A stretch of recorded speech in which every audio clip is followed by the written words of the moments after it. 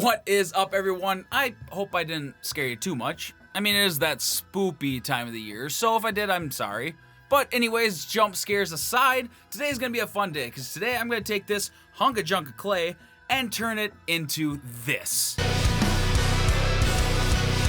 That is right, we are going to make a very spooky cemetery scene using Super Sculpey, so let's get started.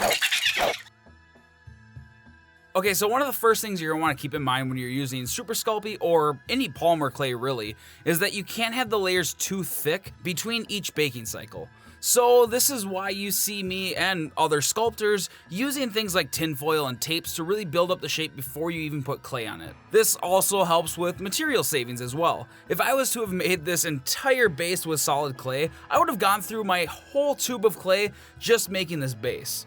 So you may notice throughout the video that there's going to be different hues of clay that I'm using, and they're all pretty much the same thing, just some are less firm than others. So the dark gray clay is the ultra firm clay, which is a lot better for doing more detailed work like faces and stuff like that, because you won't squish it as easy. I mainly used it for the base here because I have a bunch of it, and I just wanted to use up some of it and I didn't want to use up all my other clay. The light colored stuff is the least firm, and it's almost a little too squishy for my taste, but it still gets the job done. But the really fleshy colored mid-tone one is the Super Sculpey Original, which is by far my favorite. It has just enough softness where you don't have to work on it forever to get the basic shape that you want, but it's also not so soft that it squishes every time you touch it with your finger. So if you're looking to get into using polymer clays, I suggest starting with the Super Sculpey Original.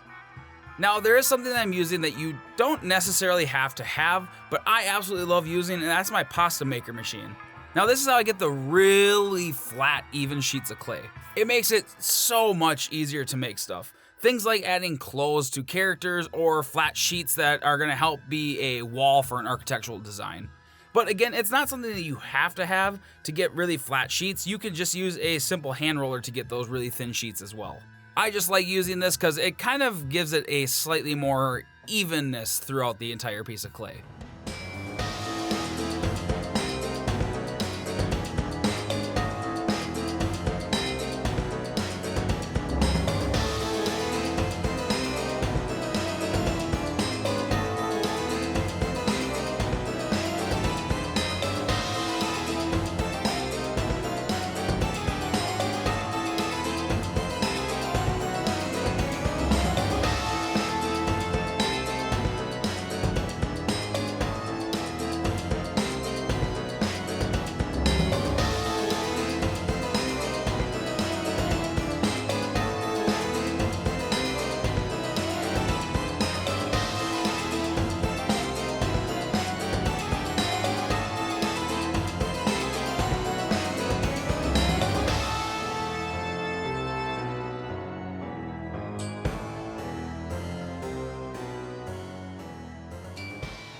So when I made the pumpkins, I had in mind that these would be one of the objects that would have the LEDs in them. It's fitting since they are jack-o'-lanterns after all. With this in mind, I didn't make a ball of aluminum to put the clay over like I normally would. I just rolled out the ball of clay and slowly domed out the middle of it, and then made sure the eyes went all the way through into the hollowed out inside. With making these, I found the firm Super Sculpey to be a lot easier to work with. Since I didn't have the tinfoil underneath to keep its shape, I ended up squishing the one that wasn't the firm every time I touched it, and it just made it so much harder to work with, but I kind of actually liked the way it turned out in the end. And the other object in this piece that I plan to have LEDs in is the little crypt I made. Now that's why I left the arch open with no door. I wanted the light coming out from it like there's something spooky going on inside the crypt. And just wait till the end, because when the LEDs are put in this thing, it makes this piece so much more amazing. It really wouldn't even be the same piece without them.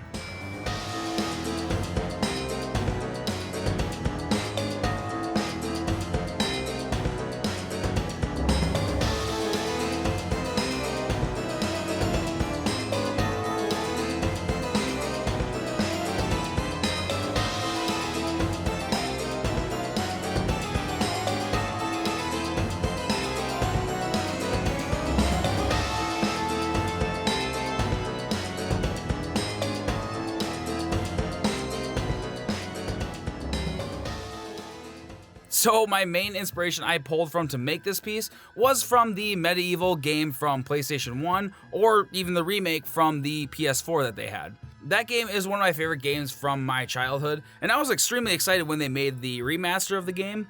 It's kind of creepy and funny all in one. If you don't know really anything about the game, here's a quick little overview of the game. So in the game, you're playing as this undead knight named Daniel Fortescue, who is hailed as like the savior of the land, even though many people actually didn't know he died within seconds of the battle that he's hailed a hero in.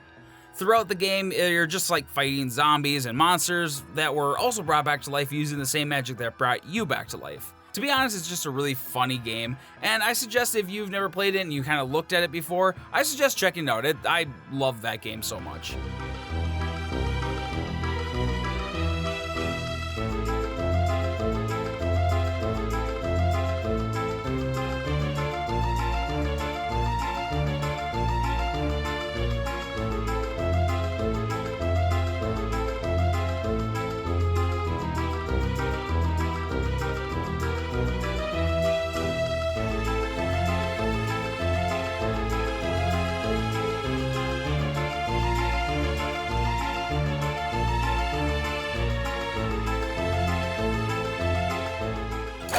Alright everyone, so all the miniature stuff is all finished and sculpted, and look how cute they are. Look how cute they are. I think they're cute. But what I need to do at this point is I need to bulk up this base. The base was kind of made just to get a basic idea of the sizing for everything, but not everything's fitting on here quite yet. So I need to bulk this up, and then everything is ready to paint. So once I get everything painted, of course I need to add some LEDs to make just everything a little more spooky. And then we're pretty much done. So let's get back into it. So once everything is baked for the final time, you can paint these Super Sculpey actually really easily. I like working with acrylics on these, but I think other materials like some markers and things like that work on this, but I absolutely love using acrylics, they're my favorite. Now something you can do to make a landscape piece like this more immersive is by adding grass decoration to it. So what I do to do this is I use regular Mod Podge and then lay it down where I would want some grass to be, and then I actually just sprinkle on these stuff onto the glue. With big chunks of grass, I will lay down the Mod Podge and then sprinkle on everything and then add more Mod Podge on top of it as well. It dries transparent, so you don't really have to worry about seeing anything when it's dry. And then once everything is dry, you can take some compressed air or a very soft brush to remove any of the loose grass. I will leave a link for everything that I used in this project in the description below, including the fake grass that I used.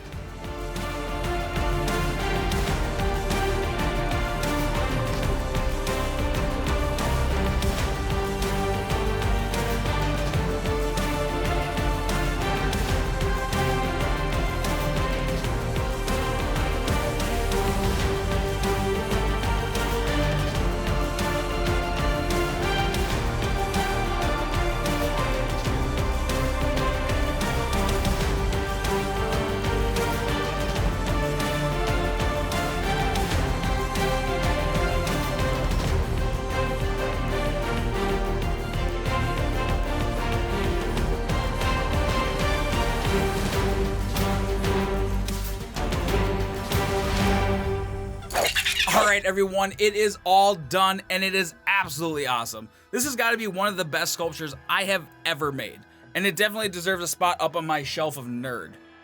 Ooh, shelf of nerd. I like the name of that. I should make a sign that goes above there that says shelf of nerd.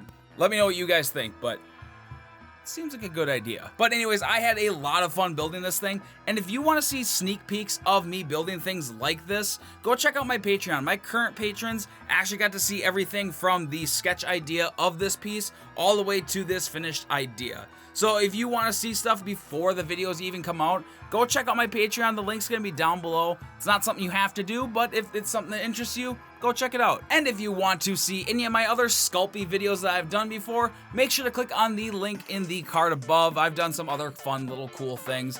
But thank you guys so much for watching this video, and like always, keep drawing, and until next time, bye!